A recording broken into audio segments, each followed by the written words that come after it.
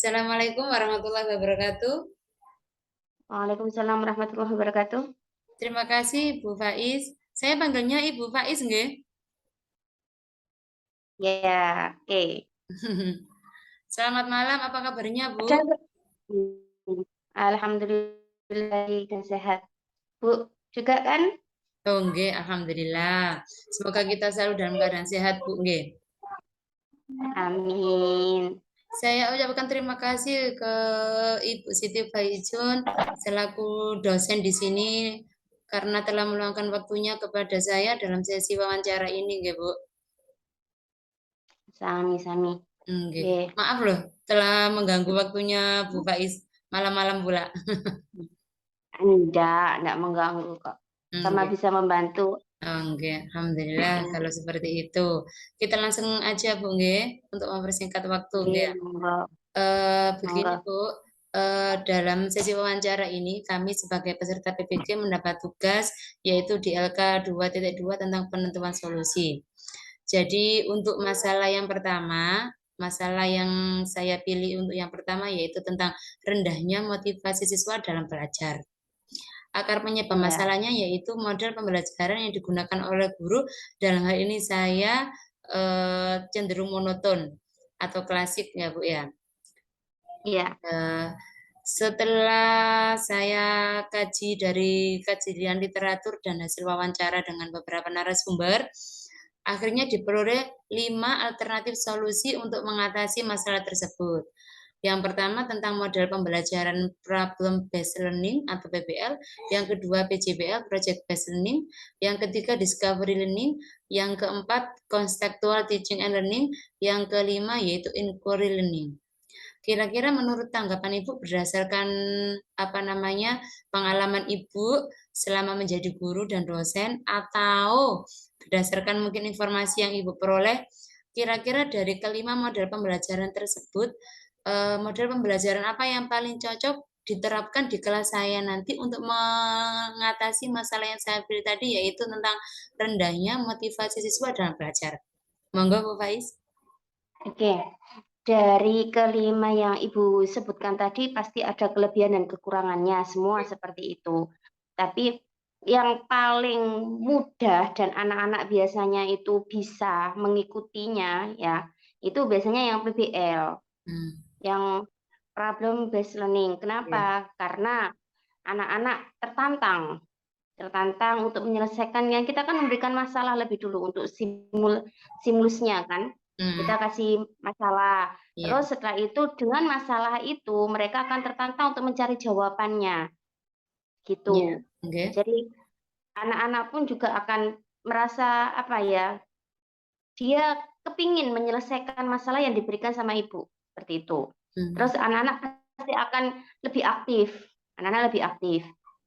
Terus yang selanjutnya, kalau dengan proses problem based learning ini kita kan dengan literasi itu sudah bisa dari internet kayak atau dari apapun yang media pembelajaran. Tapi kalau project itu kan harus apa? Harus ada produknya. Tapi kalau di sini kan hanya apa? Dengan literasi saja mereka sudah bisa gitu loh. hmm, Sedangkan kadang-kadang anak-anak itu kalau terlalu dalam itu merasa kesulitan. hmm, Banyak kesulitan. Jadi kalau pakai PBL ini menurut saya itu standar. Artinya anak-anak bisa menjangkau, guru pun juga bisa mengena, maksudnya pembelajarannya juga mengena hmm, kayak gitu. oke, Tuh kalau menurut saya pakai PBL itu. oke. Jadi menurut Ya. Bu Faiz dari kelima model tersebut kira-kira yang bisa mengatasi atau solusi yang bisa dipilih untuk mengatasi masalah saya yaitu yang model pembelajaran PBL atau problem based Iya, learning. iya betul gitu. Menurut Kalau saya berdasarkan seperti itu. pengalaman Ibu, eh, mungkin pernah Bu ya, jenengan menerapkan model PBL tersebut dalam pembelajaran ya. Pernah, Hmm. pernah. Dan memang model Ya. tersebut bisa meningkatkan motivasi siswa Bu ya. Benar, bisa. Kenapa? Karena tadi anak-anak itu interaktif dan merasa Hmm. tertantang. Kalau kita memberikan suatu masalah, pasti mereka kepingin lah, kepingin untuk menyelesaikan masalah ini. Gimana menyelesaikan masalah ini biar ada jawabannya kayak gitu. Memang seperti itu. Oke. Dengan berbagai macam sumber mereka akan mencari jawaban dari masalah yang kita berikan itu tadi. Jadi mungkin anak-anak lebih bersemangat karena pembelajarannya Iya, mungkin lebih menyenangkan gitu, Bu. iya betul. Anak-anak Iya. kan disuruh aktif, bukan Mm, kita yang aktif. Biasanya iya. kan kalau pakai yang yang klasik ya, kita yang ceramah, kita yang ngomong gitu kan ya. Mhm. Guru yang biasanya lebih dominan. Tapi kalau kita pakai PBL, yang dominan itu anak-anak. Kita hanya mengarahkan, kita hanya memotivasi gimana caranya untuk mencapai tujuannya tadi, menyelesaikan masalahnya gitu. Hmm. Jadi anak-anak yang lebih aktif kalau di sini. Jadi secara tidak langsung yang Bu Faiz tadi bilang itu mungkin bisa dimasukkan ke dalam kelebihannya model PBL lah Bu ya, yang melibatkan aktivitas siswa, jadi siswanya lebih aktif, lebih bersemangat, pembelajaran lebih menyenangkan, gitu Hmm, nggih. iya, iya Mungkin ada gitu. lainnya Bu kelebihan model PBL Bu. Apalagi ya? Hmm, Mungkin mendorong kira-kira anak-anak untuk sih berpikir kritis. ya pasti. Kalau Hmm. itu pasti, karena kita memberikan masalah itu pasti mereka berpikir kritis jelas itu. Hmm. Nggak cuma standar, pasti dianya hot lah. Levelnya kan juga kalau sudah kita kasih PBL itu levelnya kalau pakai Bloom gitu ya Hmm. 456 itu sudah. Hmm. Bukan hanya menjawab hanya pertanyaan biasa gitu kan tidak. Ya sudah Hmm. high levelnya. Ya. Kalau untuk kelemahannya, Bu, ketika Bu Faiz dulu pernah menerapkan itu, kira-kira kendala atau kelemahannya apa model PBL diterapkan dalam pembelajaran itu, Bu? Biasanya kalau kita memberikan masalah yang terlalu rumit, ya, terlalu rumit Hmm. kadang. Menurut kita sih itu biasa-biasa saja, tapi kadang anak itu menerimanya itu anggapannya terlalu sulit, maka mereka itu akan apa ya, malah nggak tertantang, malah down kayak gitu. Hmm. Artinya terlalu sulit Bu, saya nggak bisa kayak gitu biasanya. Padahal bukan bukan terlalu sulit gitu. Hmm. Padahal sebenarnya cuma Oh, mereka berarti saja kurang rasa merasa percaya itu diri. sesuatu baru.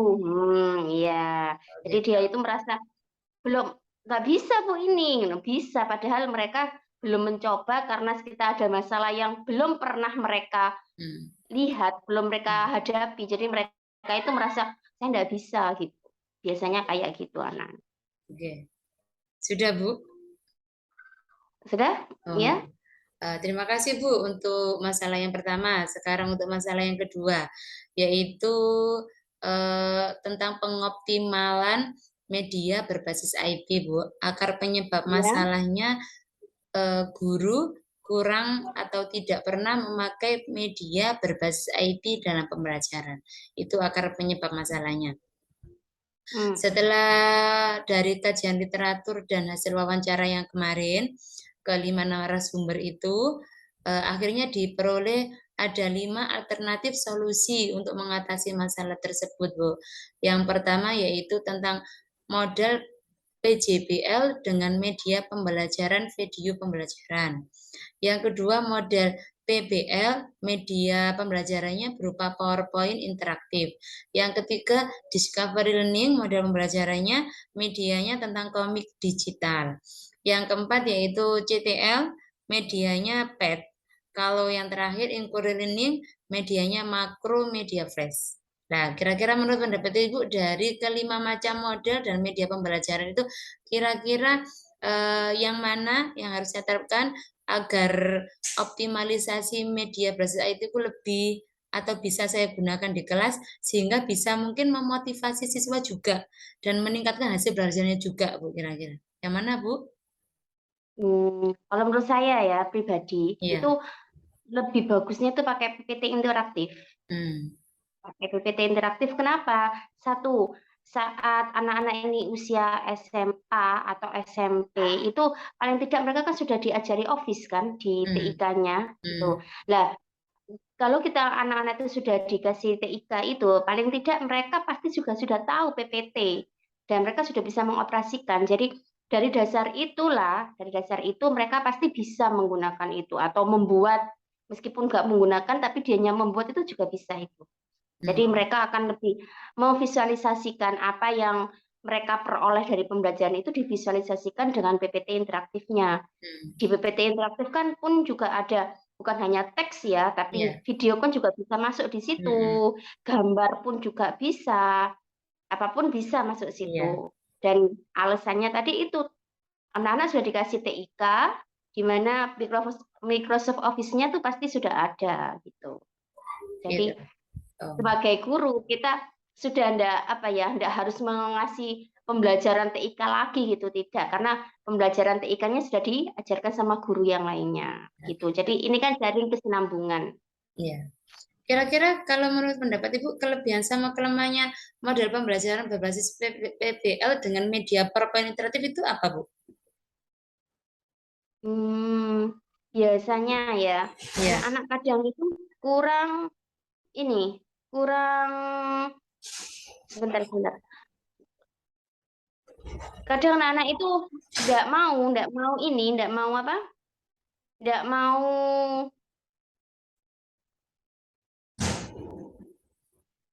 mau membuat biasanya itu. Ndak mau membuat, artinya sudah rumit dengan masalahnya, begitu kan biasanya. Ya. Menurut mereka sudah sulit dengan ini yang kita kasihkan PBL-nya tadi, akhirnya mereka tidak mau memvisualisasikan karena menurut dia ini terlalu lama, terlalu apa ya? Kok ndak selesai-selesai gitu biasanya anak-anak itu kayak gitu. Bu, ini Tugasnya kok mohon maaf, banyak. Bu, gambarnya kok Ya. jadi hilang. Oh iya tah? Iya tah? Iya. Sebentar. Iya. Sebentar.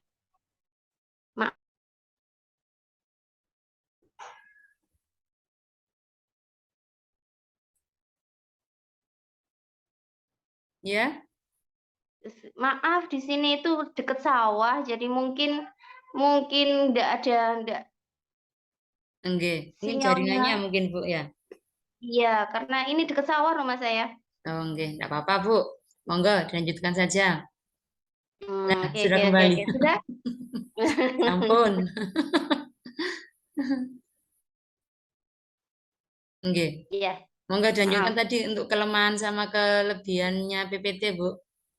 Untuk kelebihannya biasanya anak-anak itu lebih menarik ya kalau kita pakai PPT karena itu divisualisasikan begitu. Entah itu gambarnya, entah itu videonya dan lain-lain itu bisa. Dan dua, dia itu juga lebih mudah kalau PPT karena di TIK-nya sudah diajari seperti itu. Tapi kelemahannya untuk membuat PPT itu enggak butuh waktu yang lama biasanya. Apalagi kalau anak-anak biasanya itu hanya menggunakan, belum pernah membuat gitu. Anak-anak pasti tahu dan bisa gitu. Cuma pasti butuh waktu lama. Kenapa? Ya itu tadi, anak-anak juga sudah menyelesaikan masalahnya yang kita berikan, disuruh memvisualisasikan juga itu. Jadi mereka menganggap itu pasti akan lama.